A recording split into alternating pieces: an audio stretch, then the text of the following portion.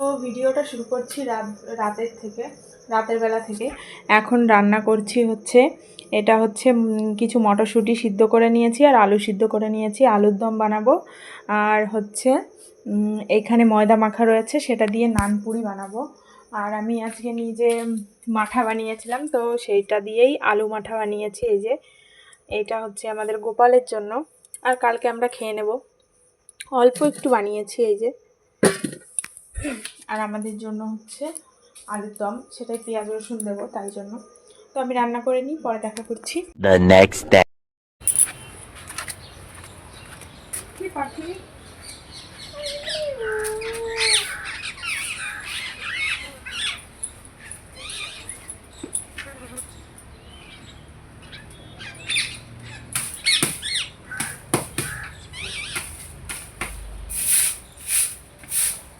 তো ভিডিওটা শুরু করছি বিকালবেলা থেকে, কারণ কালকে রাতে একটু ভিডিও করেছি, তারপরে আর আমি টাইম পাইনি। আর সকালবেলায় অনেক কাজ ছিল, তারপরে মনটাও ভালো ছিল না, তো তাই জন্য আমি ভিডিও করা হয়নি। তো এখন দেখো জামা কাপড় সব তুলে খাটিয়ায় রেখে দিয়েছি, আর মেয়ে খাটিয়ার ওপরে খেলা করছে। আমি এইখানে তাড়াতাড়ি করে উঠোনটা ঝাড় দিয়ে নিচ্ছি। আর এই যে তোমরা দেখতে পারলে উঠোনের মাঝখানটায় যে তসলাটা আছে গামলা, ওর ভিতরে বেগুনের পাতা রয়েছে, কেটে সাফ করে রেখেছিলাম, তো সেটাই শুকাতে দিয়েছি। শুকিয়ে গেলে পুড়িয়ে ফেলবো, তারপর গাছের গোড়ায় দিয়ে দেব। আর এই যে দেখতে পারছো আমার বিকালবেলার যে কাজগুলো আমি করি সেইটাই করে নিচ্ছি। তো সব গাছগুলোয় এখন জল দিয়ে দিচ্ছি, বিকাল হয়ে গেছে যেহেতু। আর এই যে বড় যে ধামাটার জল দিচ্ছি, এই ধামাটা না অনেকটা বড়, ঢাকা যায়, এই নীল ধামাটা দিয়ে ঢাকা যায়। তো নীল ধামা ভরাও জল ছিল, আজকে ঢাকা হয়নি। আর জলটায় না পাতা পড়েছে, একটু ধুলোবালি পড়েছে, নোংরা হয়ে গেছে, ওইটা দিয়ে আর থালা বাসন ধোয়া যাবে না, তাই জন্য ওইটার জল আমি সব গাছে দিয়ে দিচ্ছি। আর যে ছোট আরেকটা ধামা আছে, ওইটার জল দিয়ে আমি থালা বাসন ধুয়ে নেব। আরও জল আছে, বাথরুমের ভিতরে ট্যাঙ্কি আছে, তো ট্যাঙ্কিতে জল থাকে এমার্জেন্সির জন্য, তারপর বাথরুমে যাওয়ার জন্য, আরও যত কাজ থাকে, স্নান করার জন্য, হাত পা ধোয়ার জন্য, সব ট্যাঙ্কির জল দিয়েই করি। আর তো আমার সব গাছে জল দেওয়া হয়ে গেছে, এখন আমি বসে পড়লাম থালা বাসন মাজতে, কারণ অনেক থালা বাসন হয়েছে। এর মধ্যে আবার মেয়েকে ঘুম পাড়িয়ে রেখে এসেছি, ঘুমোচ্ছে মেয়ে, আমি তাড়াতাড়ি করে থালা বাসনগুলো মাজতে বসে পড়লাম। তো দেখো আজকে মনটা খারাপ ছিল কেন সেটা বলি। তো কিছুদিন আগে শাশুড়ির সঙ্গে একটা জিনিস নিয়ে আমার একটু কি বলবো, মতবিরোধ টাইপের হয়েছিল। উনি বলেছে, আমার সেটা পছন্দ হয়নি, তো আমি কিছু বলিনি ওনাকে। তো আজকে মার সঙ্গেও সেটা নিয়ে হয়েছে, মাও একটু বলেছে। তো কি করব বলো, শাশুড়ি তো পরের মা, শাশুড়ির ওপর রাগ করে থাকা যায় না, রেগে থাকলে দোষ হয়, অনেক কিছুই হয়, বোঝো তো, অশান্তি হয়। তো সেইটার জন্য শাশুড়ির সঙ্গে তো কথা বলতেই হবে, তোমার রাগ হলেও বলতে হবে, ঝাল হলেও বলতে হবে। তো মায়ের সঙ্গে আজকে সকালবেলায় সেটা নিয়েই অশান্তি টাইপের একটু হয়েছে। তো আমি একটা জিনিসেই আমার খারাপ লেগেছে, যে শাশুড়ি তো শাশুড়ি, সেটা তো অন্য কারোর মা, সে তো বুঝবে না, কিন্তু আমার মা তো নিজের মা, সে তো বুঝতে পারতো, সেও বোঝেনি, ওই জন্য আমার একটু কষ্ট হয়েছে। তো আমি তখন ফোনের নাম্বার সব ব্লক করে রেখেছি। আমি বলেছি ঠিক আছে, আমাকে বলেছে যে তোরা যেমন পারিস তেমন খা, যেরকম খুশি থাক, মানে একটু রাগ করে বলেছে, আমার কষ্ট হয়েছে ভীষণ, তাই জন্য আমি ব্লক করে রেখেছি।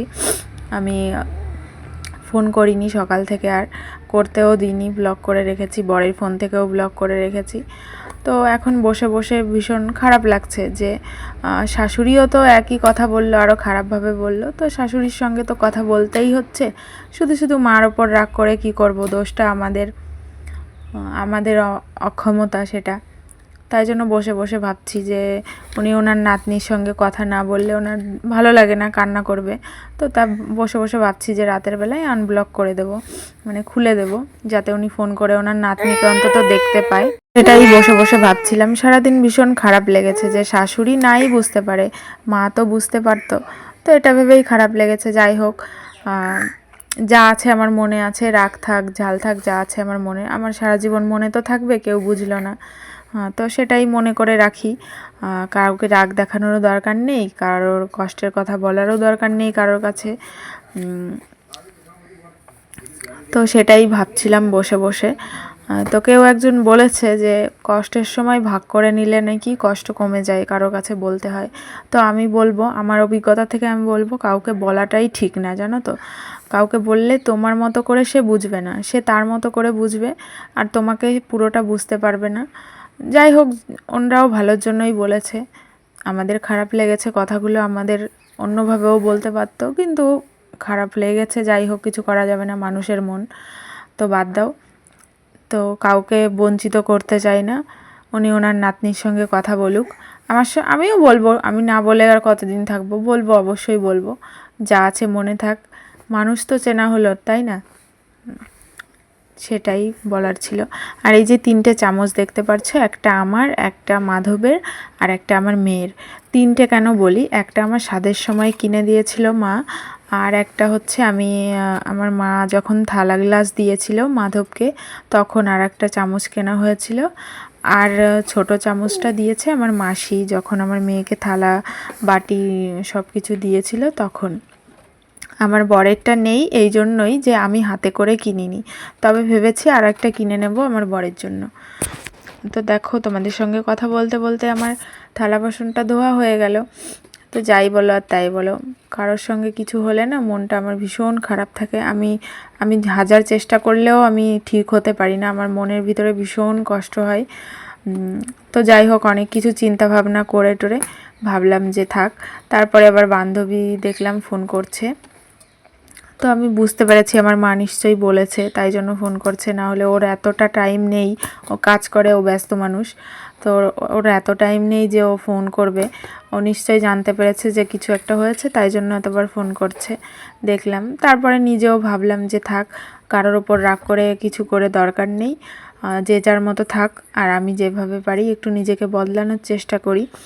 তো সেটা ভেবেই চলে আসলাম ঘরে। দেখো, মেয়ে এখন ঘুমিয়ে আছে, আর আমি ভীষণ আস্তে আস্তে কাজ করছি যাতে মেয়ে না উঠে যায়। মেয়ে এই যে খেলনাগুলো এলোমেলো করে রেখেছে, এখন এইগুলো গোছাতে হবে। তারপর এই যে ব্যাগটা দেখতে পাচ্ছ, এটা না ধুয়ে দিয়েছিলাম 2 দিন আগে, তো আজকে দেখলাম শুকিয়ে গেছে, এখন যা রোদ, তো শুকিয়ে গেছে, সেটাই ঘরে নিয়ে এসেছি। আর ওই যে চেয়ারের উপরে দেখতে পাচ্ছ এক গাদা জামা কাপড়, তো ওইগুলো জামা কাপড় কম, ওইগুলো সব সোয়েটার বেশি। আমার বরের, মেয়ের আছে, আমার একটা আছে, তো সেগুলোই তুলে রাখবো জন্য ব্যাগটা ধুয়ে দিয়েছিলাম, এই ব্যাগের মধ্যে করে তুলে সানসেটের উপরে তুলে রাখবো। আর এই যে মেয়ের খেলনাগুলো আমি গুছিয়ে রাখলাম। এখন ঘরটা আমি ঝাড় দিয়ে নেব। ভীষণ আস্তে আস্তে কাজ করতে হয়, যাদের ছোট বাচ্চা আছে তারা অবশ্যই বুঝবে আমার কথাগুলো। তো দেখো, আর এই যে থালা বাসনগুলো ধুয়ে রেখেছি, এইগুলোও এখন গুছিয়ে রাখবো আস্তে আস্তে। তো আমি ঘরটা আগে ঝাড় দিয়ে নিই, তোমরা দেখতে থাকো। 2000 years later. তো এখন সন্ধ্যাবেলায় চলে এসেছি রান্না করতে, এখন রান্না করবো। আজকে রুটি বানিয়েছিলাম, আর কালকে আলুর দম ছিল। দেখো, কথাটা বলবো কি করে, দেখো এত শব্দ করছে। তো কালকে রাতে আলুর দম বানিয়েছিলাম, সেটা ছিল। সকালে শুধু রুটি করেছি আর বেগুন ভেজেছি। তো সারাদিন আজকে ভাত খাওয়া হয়নি, এখন ভাত রান্না করবো। আলু সিদ্ধ, বেগুন বেগুন তোলা হয়নি, এখন আর তোলা যাবে না, রাত হয়ে গেছে। আলু সিদ্ধ, ডাল সিদ্ধ দেবো। তো আমি রান্না করতে থাকি। আজকের ভিডিওটা এইটুকুই, এর থেকে আর বড় করছি না। তো সবাই ভালো থেকো, সুস্থ থেকো, আর আমার চ্যানেলটা একটু লাইক কমেন্ট শেয়ার করে দিও, একটু সাবস্ক্রাইব করে দিও যদি নতুন থাকো তাহলে। টাটা।